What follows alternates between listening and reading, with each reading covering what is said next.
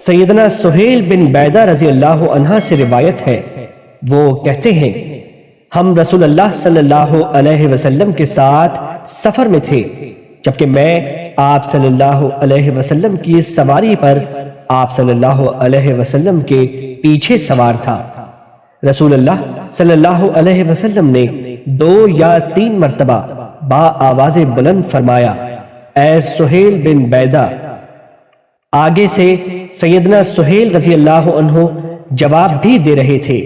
بہرحال جب صحابہ نے رسول اللہ صلی اللہ علیہ وسلم کی اس طرح کی آواز سنی تو ان کو یہ گمان ہوا کہ آپ صلی اللہ علیہ وسلم ان سب کو بلانا چاہتے ہیں، اس لیے آگے والے رک گئے اور پیچھے والے آپ صلی اللہ علیہ وسلم کو آ ملے، یہاں تک کہ وہ سارے جمع ہو گئے۔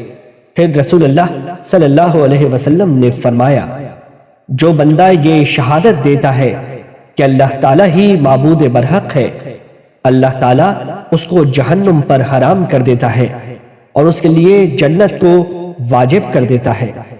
ایک روایت میں ہے اللہ تعالیٰ اس شہادت کی وجہ سے اس کے لیے جنت کو واجب کر دیتا ہے اور اس کو جہنم سے آزاد کر دیتا ہے۔ حدیث نمبر 29 اور 30 مسند احمد۔